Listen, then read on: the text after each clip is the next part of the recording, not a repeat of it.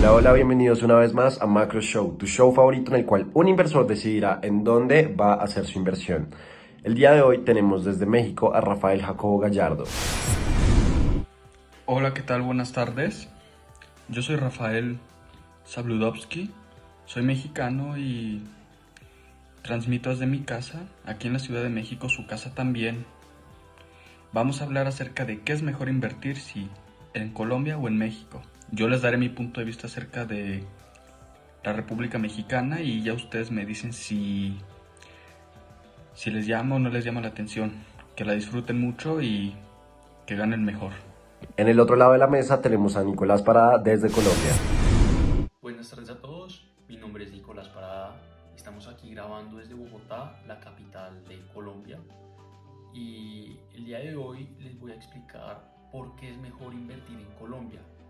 Entonces espero que disfruten este video, espero que disfruten esta presentación y continuemos. Rafael y Nicolás son asesores designados en sus respectivos países y, después de un arduo trabajo, el inversor Paul Forero decidirá en qué país va a poner a andar su compañía, Jolly Motors. ¿Están listos? Paul nos va a explicar aspectos generales de su compañía y nos va a decir cuáles son los requisitos que está buscando para poder hacer su inversión en alguno de estos países. Hola, mi nombre es Paul Forero Duputel.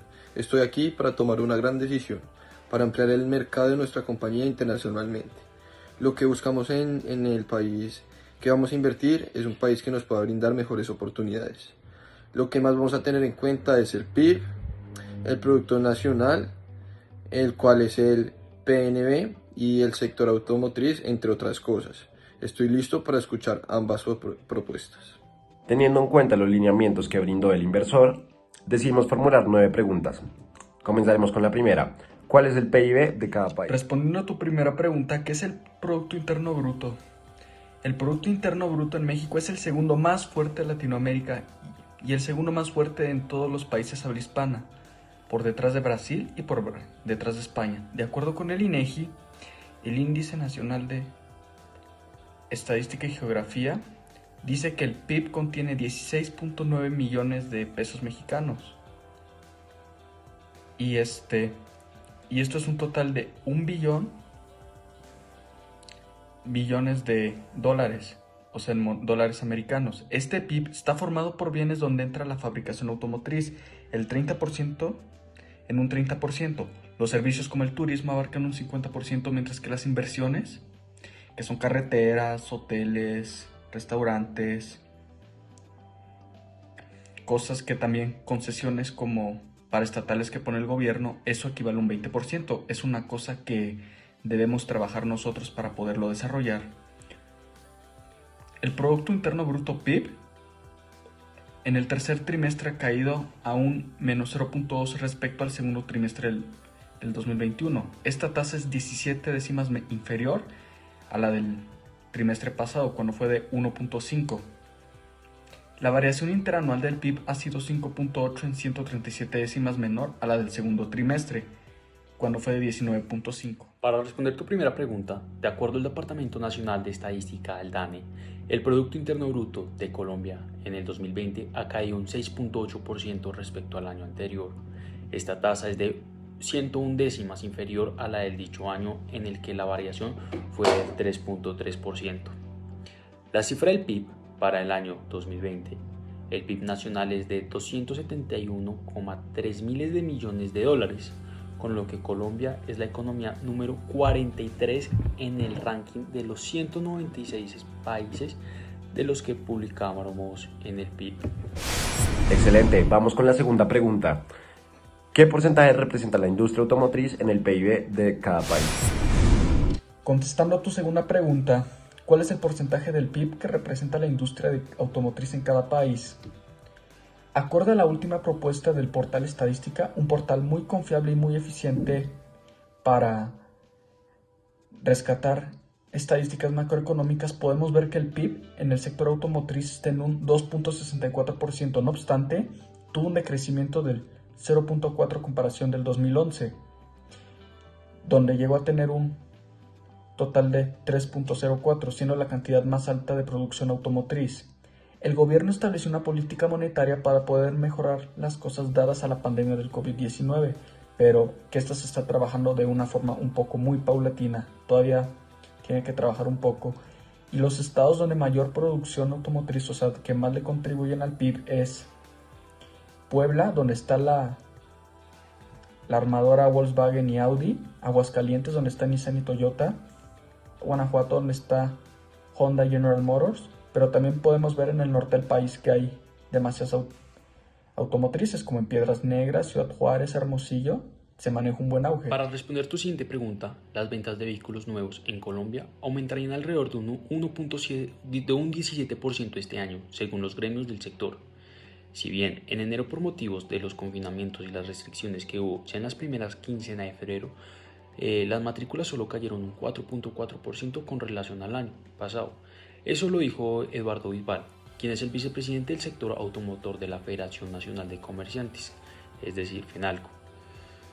Esperamos que este año, si no suceda nada extraordinario y si las vacunas van funcionando, crezcamos bastante. Además de esto, la cadena de producción, comercialización, mantenimiento, reparación, el sector automotor aportó aproximadamente 1.7% al PIB, según las cifras de FENALCO. Tercera pregunta, ¿cuál es el PNB de cada país? Bien, pues esta pregunta se me hace muy interesante. Antes de responderte, tenemos que mirar primero cómo se calcula el PNB en Colombia. Debemos tener en cuenta que, por lo tanto, en el caso de Colombia, para poder calcular o poder encontrar el PNB, hay que restarle al PIB la producción de extranjeros en el país y agregarle lo que producen en el exterior los colombianos. El Producto Interno y el Producto Nacional pueden ser expresados en términos brutos o también pueden ser expresados en términos netos. Ahora, para responder tu pregunta de cuánto es el PNB de Colombia, podemos decir que el PNB, según el DANE, de Colombia es 726,4 miles de millones de dólares en el año 2020. Acá viene la tercera pregunta. ¿Cuál es el Producto Nacional Bruto de cada país? Bueno, según el último cálculo del Banco Mundial, el Producto Nacional Bruto de los Estados Unidos mexicanos es de 2.34 millones de dólares, siendo nuevamente el segundo país latinoamericano atrás de Brasil y el segundo país hispanohablante atrás de España que tiene mayor cantidad. Esta cantidad del PNB la podemos obtener dado a los factores de tierra, y en este factor podemos ver que México es de los primeros países en producción agrícola, sembrador número 1 de aguacates y nopales. También en el sector minero podemos ver que son los primeros productores en plata y en cobre, generalmente en los estados de Zacatecas y de Guerrero. En el sector trabajo, un trabajador normal en México trabaja durante 8 horas, normalmente 6 días a la semana. Estamos hablando de un trabajador de mano de obra, de un trabajador que trabaja en una ensambladora de carros, y esa mano de obra cuesta aproximadamente 4.260 pesos mexicanos, que eso es un total de 209 dólares. Hablando del empleo y de los ingresos, según el INEGI, tenemos una población económicamente activa de 55 millones. Obviamente acá no se cuentan las personas que estudian, los niños, la gente que tiene una discapacidad y no trabaja, los desempleados. Ahora, por favor, mencionen las variables del mercado laboral en cada país. Para responderte esta pregunta acerca del mercado laboral, podemos encontrar varias informaciones y varias investigaciones. Como ya es tradición, el DANE publica las estadísticas del mercado laboral del año anterior, justamente en enero. Así que el DANE dio a conocer las cifras de empleo para el mes de diciembre del 2020 y lo corrido del año. La tasa de desempleo se ubica en un 13.4% para Colombia y superó el valor registrado en diciembre del 2019. Así, el promedio del año registra un 16.1%, la cifra. Con lo que habíamos proyectado hace unos cuantos meses, la tasa de ocupación para el mes de referente es de un 53.4%. Al analizar la serie corregida por efectos del calendario de estimaciones, en la vivienda poblacional ocupada creció a cerca de un 216.000 personas desde el mes de noviembre y de 4.7 millones de abril, con los niveles más bajos de empleo del 2020. Por otro lado, Se continúa la pérdida de ingresos laborales, que aunque ha disminuido con respecto a los meses más duros del confinamiento obligatorio, se mantiene en niveles preocupantes. Para el mes de diciembre, la pérdida de ingresos laborales de los hogares sumó aproximadamente 1.44 billones. Visto de este modo, podríamos decir que el balance del panorama laboral de 2020 es agridulce. Por un lado se dio una importante recuperación con respecto a los meses más duros de la emergencia sanitaria, pero por el otro la situación sigue lejos de recuperar las mismas condiciones que teníamos en el año 2019. Aquí, al analizar las últimas cifras del año 2020 en materia laboral, destacamos que en particular la importancia que tuvo la relajación de las cuarentenas sectorizadas y cierres estrictos en la reactivación económica. Damos un panorama de cómo la pandemia hizo un problema y abrió unas brechas sociales, sobre todo en el género o en la referente del empleo. Así, en el año 2020 cerró con un aumento anual de número de desocupados del 37.8%, cifra que refleja los estragos que causó la pandemia y las medidas adoptadas para controlarla dejaron sobre el mercado laboral. Por otra parte, la tasa de ocupación en diciembre se ubicó en un 53.4%, inferior al registro del año anterior. Mencionen las variantes del mercado laboral en cada país. En el sector informal, 5 de cada 10 tienen acceso a servicios de seguridad social y 2 de cada 10 son asalariados. O sea, podemos ver que en México es difícil que todo el mundo tenga ese acceso. Todavía somos un país un poco desarrollado en eso, y esto es una evidencia gracias a la decadencia del descenso que se produce desde 1990, donde el presidente era el señor Carlos Salinas de Gortari, que podemos ver que en sus últimos años el peso subió, se devaluó y, por ejemplo, ya no es lo mismo, pero posteriormente hablaremos de eso. En México la ocupación en el sector informal pasó del 25.7 en 1995 al 26.7 en el 2003, es decir que de 8 a 10 millones de personas, lo que significa un incremento de 25% en 8 años, o sea, es una cifra muy exponencial. También es importante distinguir el empleo en cada país, gran medida en las zonas urbanas. En el 2002, 35% del trabajo urbano se realiza por medio de negocios, ya sean trabajadores a cuenta propia, asalariados, empleados sin pago, normalmente gente independiente, compuesto de un alrededor de 4.4 millones de unidades económicas. Para el 2006, datos del INEGI. ¿De cuánto fue la depreciación de la moneda nacional en el último año? Esta pregunta es muy interesante. ¿Cuál fue la depreciación de la moneda nacional en el último año? Pues este es un tema que nos tiene muy preocupados, muy pendientes a nosotros los economistas, puesto que estamos muy pendientes a la bolsa, para los que cotizan, para los que invierten, para los que checan las acciones. Podemos ver que el peso mexicano cerró este viernes con una depreciación del 1.42 al cotizar en 20.71 unidades por dólares en el mercado interbancario, en su cuarta semana consecutiva y a la baja. Ello implica una pérdida semanal del peso a 29 centavos, o sea, el peso cada vez va cayendo y cayendo más, que eso siempre y cuando no es bueno, frente al tipo de cambio que es 20.42 unidades por billete estadounidense el viernes anterior. O sea, cada vez está subiendo más. Y según un dato reportado por Banco de México otra vez, nuestros amigos nos dijeron que el tipo de cambio hila 4 semanas consecutivas al alza y que el peso acumula una depreciación de 4.03 u 81.2 centavos. Preciso, esto dijo la directora del análisis Bajela, Gabriela Siller. La moneda mexicana tocó en la semana mínimo de 20.42 unidades y un máximo de 20.89, lo que eleva la probabilidad que se dijera 21 pesos. Y también se estima que dentro de diciembre. Para responderte esta pregunta acerca de la depreciación de la moneda nacional, debemos conocer antes qué provoca una depreciación de la moneda. Entonces decimos que la tasa de inflación y la tasa de interés de un país influyen mucho en su economía.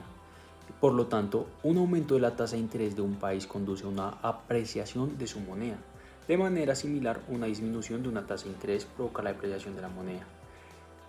Hablando del caso de Colombia, el peso colombiano se convirtió en la divisa más devaluada de la región en lo que va del mes, con una depreciación del 3.18%, según Bloomberg. La caída del valor retorno entre el peso local con relación al dólar y se debe a la pandemia y los precios del petróleo. Ahora, ¿cuál es el tipo de cambio en cada país? Esta pregunta, yo quería contestarlo, pero qué bueno que hiciste esta pregunta. Retomando lo de la pregunta pasada, las dos monedas más importantes es el dólar americano y el euro. Son en las dos monedas en las que vamos a trabajar. Ya la libra esterlina, el yuan, el yen, el dólar canadiense, son monedas importantes, claro, pero no son tan populares y no son tan utilizadas como las otras dos. En este caso podemos ver que el dólar americano actualmente hoy, 9 de noviembre del 2021, lo encontramos un dólar americano en 20.33 pesos mexicanos. Y como iba mencionando actualmente, va a ir subiendo más al alza, por lo que hay que estar preparados. Un euro ahorita está en 23.95 e igualmente lo mencioné, va a ir al alza y se dice que para finales de diciembre va a estar en 25. Cifras que uno como economista preocupan porque el euro normalmente ha estado entre 18 y 19 pesos y ahorita 23 nos está costando mucho trabajo, pero en 25 va a estar impresionante. Aquí podemos ver cómo el peso mexicano se ha devaluado un poco y ya no ha generado lo mismo de antes y pues puede irse a la baja y gracias a las acciones, las decisiones que se está tomando con este sexenio. ¿Cuáles y cuántas son las empresas que tienen plantas de producción en cada país, en el sector automotriz? Para responderte esa pregunta, que se me hace muy interesante y gracias por darme la oportunidad de explicar, dentro de su estructura, la ANDI cuenta desde enero del 2000 con un grupo de trabajadores conformado por la industria automotriz, que se encargan del ensamble de vehículos, de motocicleta y de producción de autopartes. Dicho grupo de trabajo es representativo de la producción nacional en un 99%, en el ensamble de vehículos, en un 84% en el ensamble de motocicleta y un 50% en la producción de autopartes. En Colombia operan de manera activa las siguientes ensambladoras de vehículos. Encontramos en Colombia General Motors, Colmotores, que se encarga de las marcas Isuzu, Volvo, Chevrolet. Encontramos Sociedad de Fabricación de Automotores, la Sofasa, que se encarga de la marca de Renault. Encontramos la Inu Motors Manufacturing S.A., que se encarga de la marca Hino, Grupo Toyota. El origen de las inversiones en esta industria es muy variado, pues se tiene de Estados Unidos, Japón, Francia, Brasil, Venezuela, inclusive también de México. Lo que además incluye la asistencia técnica de productores mundiales de partes eléctricas, llantas, vidrios, partes de transmisión, etc.